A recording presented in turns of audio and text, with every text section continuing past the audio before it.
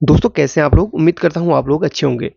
ये वीडियो आपके बहुत ज़्यादा काम की है, इस वीडियो को ज़रूर देखिएगा।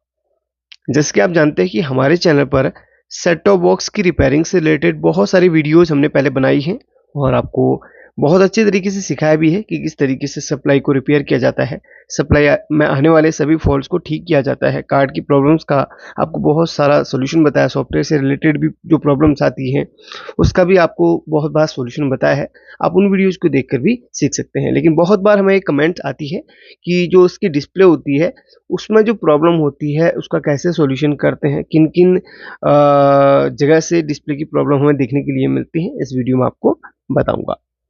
आपने बहुत बार नोटिस किया होगा कि आपका सेट टॉप बॉक्स बहुत अच्छी तरीके से काम करता है और रिमोट से कोई भी हम चैनल अगर उसमें चेंज करते हैं, वॉल्यूम बढ़ाते हैं या कुछ भी है, रिमोट प्रॉपर्ली काम करता है।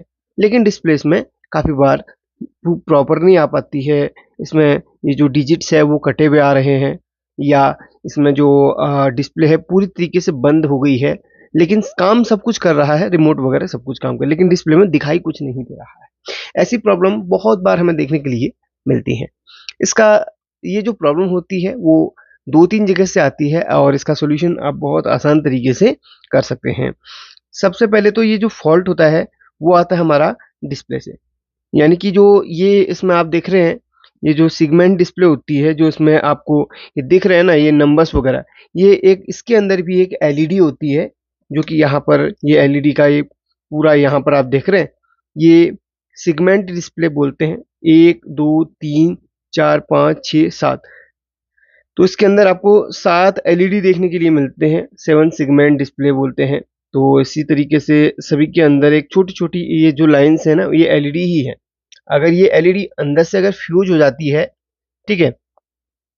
अगर ये एलईडी किसी कारणवश अंदर से फ्यूज हो जाती है, तो ये वाली एलईडी फ्यूज होगी, तो ये आपको ये वाली लाइन पे जो कलर आ रहा है ना, वो नहीं दिखाई देगा। अगर ये वाली एलईडी फ्यूज हो गई, तो आपको ये वाला पार्ट नहीं दिखाई देगा। तो ऐसे ही अगर सारी एलईडी अंदर फ्यूज हो जाती हैं, तो आपको कुछ भी यहाँ पर नहीं दिखाई देगा। अब ऐसा बहुत कम होता है कि सारी की सारी एलईडी खराब हों, एक आधे ज़रूर होती हैं, लेकिन सारी की सारी नहीं होती हैं। अगर यहाँ पर एलईडी का फ़ॉल्ट नहीं है, तो यहाँ पर मैं आपको बताता हूँ कि किस-किस सेक्शन से और फ़ॉल्ट आता है। इसमें आता है एक इस वाली आईसी से फ़ॉल्ट। ये शिफ्ट रजिस्टर आईसी होती है, जिसका जो कि ईज़िली आपको मार्केट में मिल जाती है, जिसका नंबर आपको अगर मैं दिखाना चाहूँ यहाँ पर 74HC 164N, नीचे इसका नंबर लिखा हुआ है। 74HC 74HC 164N। चलिए एक आईसी अलग से मेरे पास है, वो आपको दिखाऊँगा। तो ये जो नंबर है इसका किसी में ऊपर वाली लाइन पे लिखा हो सकता है, किसी में नीचे लाइन पे लिखा हो सकता है। तो ये एक शिफ्ट रजिस्टर आईसी होती है। ये ज़्यादातर आपको जो इन्वर्टर के हैं बोर्ड उनमें भी मिलती है और बहुत सारे सर्किट जिनमें डिस्प्ले पे आपको है ना, डिस्प्ले के ही पास ये ऐसी आपको देखने के लिए बहुत सारे सर्किट्स में मिल जाती हैं। 7480 164 ये एक शिफ्ट रजिस्टर ऐसी होती है। तो ये एक क्लॉक पल्स माइक्रो कंट्रोलर से आता है और यहाँ पर ये डिस्प्ले का को पूरा चलाने का ये काम करती है। इसके बारे में एक वीडियो पहले बना चुका हूँ इन्वर्टर वाले सेक्शन पे, जाके ज़रूर देखिएगा। या तो यहाँ पर इस आईसी का खराबी होती है या फिर यहाँ पर इसके अंदर एलईडी जो खराब है, एलईडी जो होती है उसकी खराबी होती है, या फिर तीसरी चीज़ है यहाँ पर माइक्रो कंट्रोलर की खराबी, यानी कि जो कंट्रोलर से सिग्नल ही नहीं आएगा, जो इसके लिए सिग्नल आता है वो आएगा ही नहीं, तो भी आपका ये डिजिट्स या डिस्प्ले काम नहीं करेगी। अब यहाँ पर कैसे पहचानें? सबसे पहले यहाँ पर इस तरीके से आपको करना क्या है कि ये वाला आपको साइड करके कोई दूसरा अगर आपके पास एक्स्ट्रा है तो उसको लगा के चेक कर लेना है। अगर उसमें भी डिस्प्ले नहीं आती है तो आपको मान के चलना है कि यहाँ पर जो है ना माइक्रो कंट्रोलर से सिग्नल नहीं आ रहा। आप इसके ट्रैक्स वगैरह भी देख सकते हैं, कोई अगर ड्राई सोल्डरिंग हो गया हो या ब्रेक हो गया हो तो उसको भी आप सही करके सोल्डरिंग करके देख सकते हैं।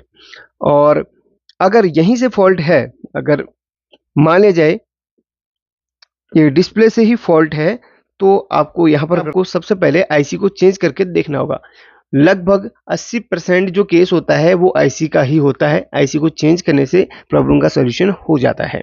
अगर नहीं होता है तो फिर आपको समझ के चलिए कि आपकी ये डिस्प्ले ही खराब है। तो आपको करना क्या होगा, ये डिस्प्ले को चेंज कर देना पड़ेगा।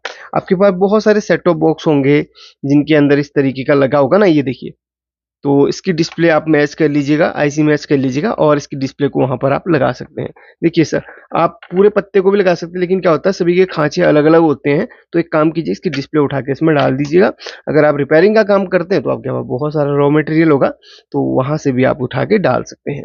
अच्छा, यहाँ पर मेरे पास एक डिवाइस है जिसमें इस आईसी को भी टेस्ट किया जाता है कि ये आईसी की कंडीशन क्या है, सही है या खराब है।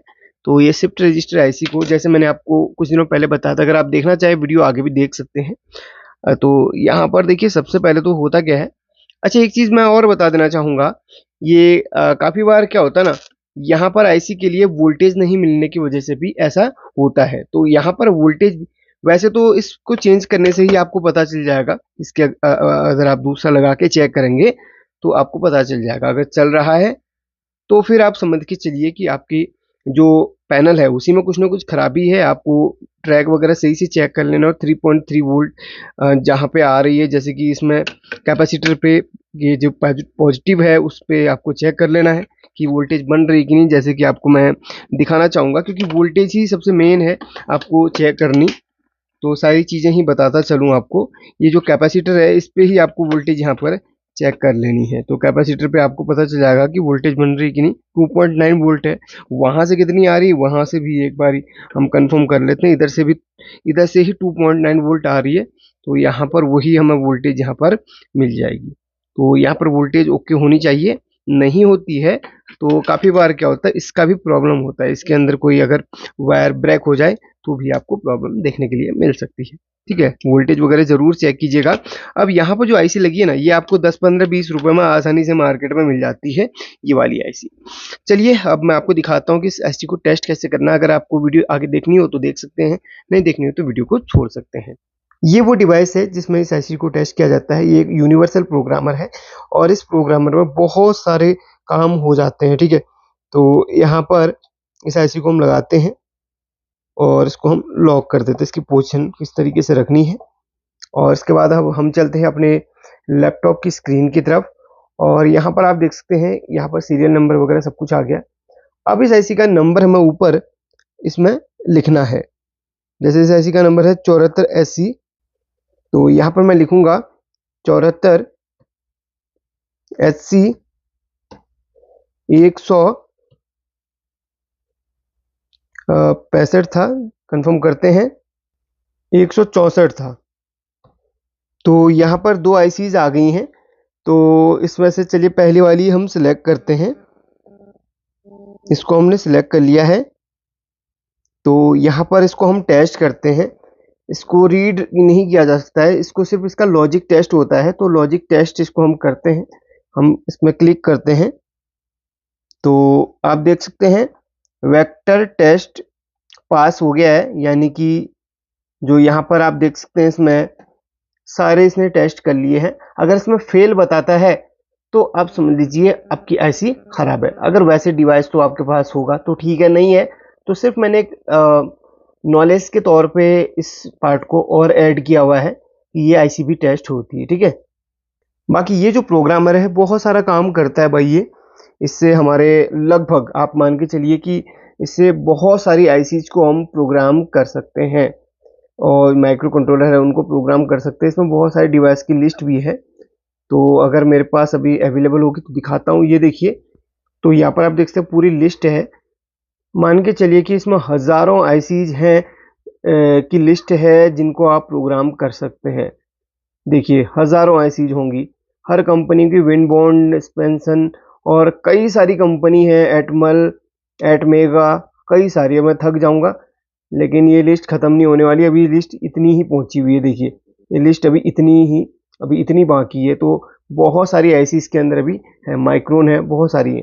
तो इन आईसी को इससे प्रोग्राम किया जाता है। एलईडी टीवी के सॉफ्टवेयर का काम इससे किया जाता है और बहुत सारा इससे काम किया जाता है। वीडियो अगर देखना चाहें किस तरीके से डिवाइस काम करती है, इस डिवाइस के बारे में थोड़ा सा जानना हो तो वीडियो का लिंक आपको कमेंट बॉक्स में मैं दे दूंगा।